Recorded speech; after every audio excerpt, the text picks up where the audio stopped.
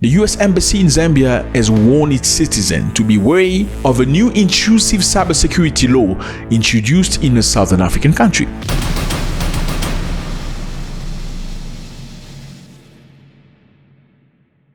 Fellas, when you're in a shithole country, you know.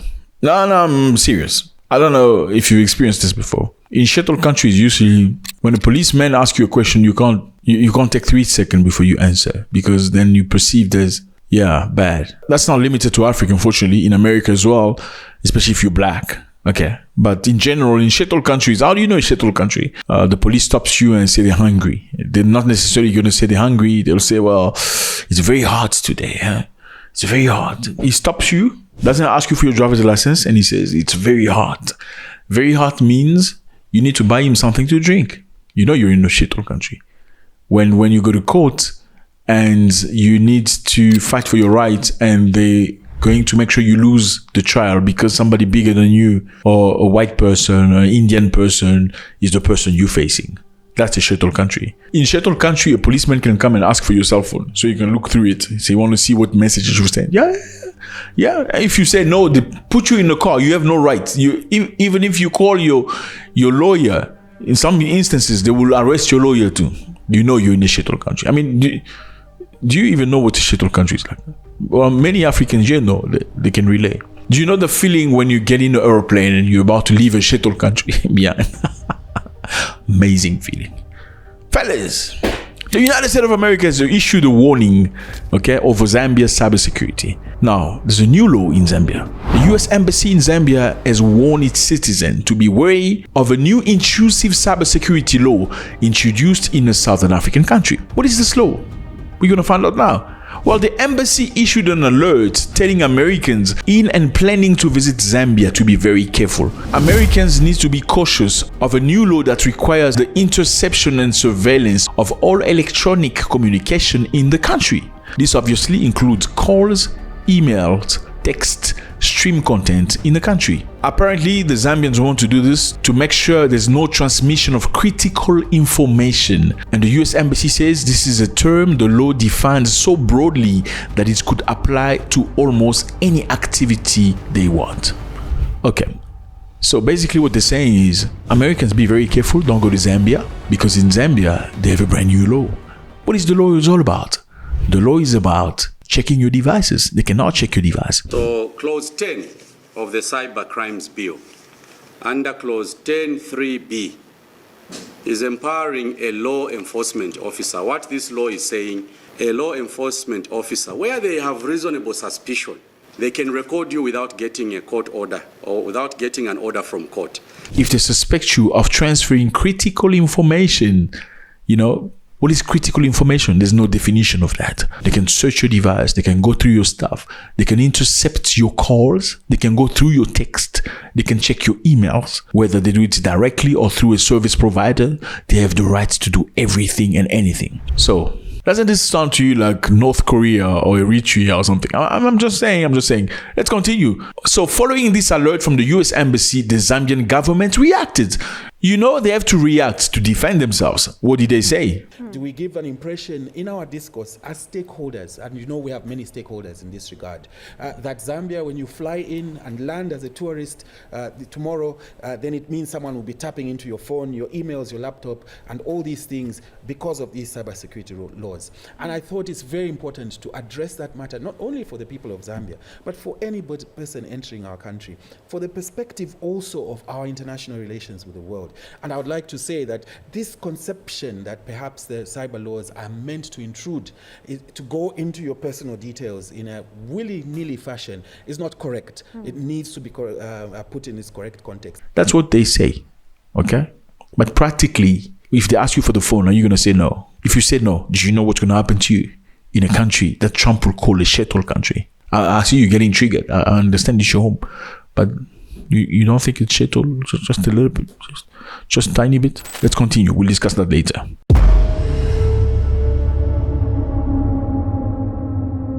What are the fears here, fellas? Well, there are fears that the law could be used against anyone who criticizes the government, especially with the elections coming next year. Now, many Zambians believe that this is just the president trying to set up the parameters so people don't criticize him. because elections is coming. Okay, so let's create a law well before the election. So by the time the election is here, anybody that dares to say something negative against the president, we can scrutinize him. We can walk up to his house, break the door, and say you have violated the law, and put him on the ground and check his stuff and all that, and maybe send him to prison for 15 years. Okay, so that's what it sounds like.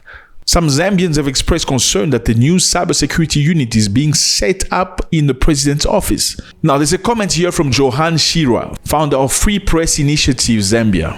She said the law wouldn't just affect journalists or civil society, it will affect everyone in Zambia.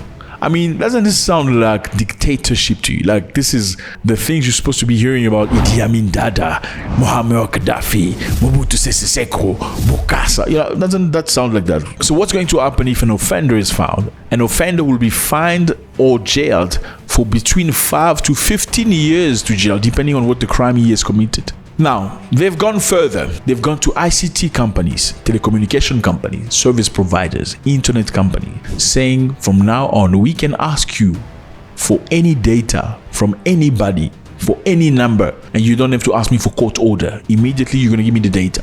Immediately. So if you say something fishy about the president, you already know. They can say that you are doing something negative. Fellas, now this is paradoxal because I always say to you that you can't talk about progress in Africa if you don't talk about behavior. Like, you cannot manage politics the same way you would manage in America or Europe. In Africa, it's not possible. The behavior is just different. Like, people feel like when they get into power, it's like their father's office, forgetting it's not a kingdom, it's a presidency. In 2021, the president, while in opposition, he opposed a similar law when the former government wanted to pass it. This is what he said. The cybersecurity and crime bill is not about preventing cyberbullying. It is about clamping down on freedom of expression and spying on citizens. This is what he said of the other president. Well, now he's changed, and many people have noticed. They want to ask him, why, president? You're the one person that fought this very same law when the other person wanted to use it. What has happened, Mr. President? The Zambian government said that the law was needed to tackle online fraud and child pornography, as well as spread of disinformation. Like, why do you care about that right now? I mean, just before the election, right? Now, some activists have also attacked the United States of America, accusing it of hypocrisy. There's this lady named Laura Mitty. She accused the U.S. Embassy of hypocrisy. She said, until Edward Snowden revealed the matter, the U.S. security surveilled its citizens for years. He remained in exile in one of the most wanted people by American law enforcement. Edward Snowden, you know this guy? Edward Snowden. He revealed that the US surveil on people. They check on people's notes, on people's mails and stuff like that without them necessarily knowing it. And once he revealed that, because he was part of a cybersecurity team, he was the most wanted guy in the war. Now, up until now, he still lives in Russia. He ran into Russia. He's in Russia right now, and they gave him Russian citizenship. And so this lady said the embassy is hypocritical because they do the very same thing. But whilst she said that, she still said that Zambia should not apply the same law with Zambian people. And now we're going to Nigeria. Fellas, Nigeria. Some good news from Nigeria, man. A notorious bandit kingpin and 100 of his suspected followers have been unalived in a joint military operation in the northwest of Nigeria. Congratulations, pick up a coffee. Yeah, some good news from Nigeria. Imagine. Yeah, good news. A bandit kingpin. I mean, these are useless people. These guys are useless. I mean, what do you need a kingpin for? I can understand people can be frustrated because the government of Nigeria is also, I don't know how effective they are. Because people are suffering. You have almost 300 million people. Many of them are jobless with big ego, massive, shut up attitude. Yes, of course you can have some kingpin because they're not happy. No decent jobs, no decent schools, one ambulance for 223,000 people. It's not about bashing Nigeria. Today is about good things about Nigeria. So we can understand why people will be unhappy and become kingpin. But then when you become kingpin and starting to unalive other people, then that makes you useless. If you want to be a kingpin, then I'm angry against government because government is doing the wrong things. Well, we have risen up because we want government to hear our voice. We're not going to unalive anybody. We're not going to do any criminal activity. That is something. but not starting to unalive civilians and poor people. That makes you worse than the government. Mwekassa Dankarami, that I believe is his name, was said to have been a high-value target who reportedly served as a second-in-command in Islamic State-linked leader. Oh, okay, he's a bad guy, bad guy. The alleged gang leader had been hiding in Munumu forest, while authority reporting several other crimes hideouts where they destroyed across the... Congratulations to the Nigerians for doing a good job.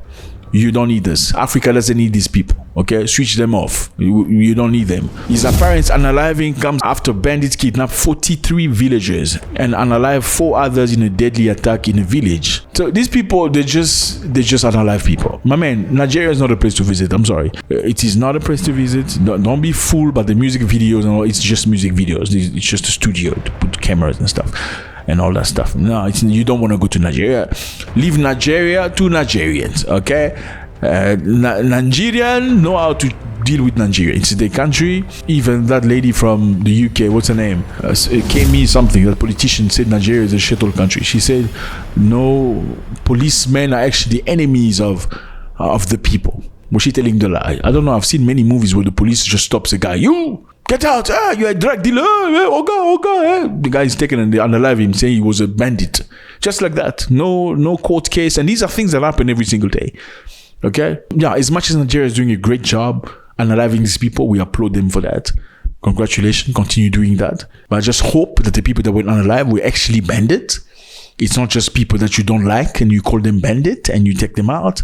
Because we know that's possible too. We've seen your movies about that. Okay? So I hope it's really dangerous people they've unalived. Let me know how you feel about this, fellas. The US Embassy accuses Zambia of trying to violate people's privacy by getting access in their cell phones and their emails and their phone calls. Some Zambians say it's great, others say this is hypocritical coming from the United States of America. In Nigeria, they have unalived a kingpin and 100 people who are supposed to be dangerous people. Well, we hope they're really dangerous people and not just somebody chose somewhere saying you must unalive them saying they are dangerous. God bless.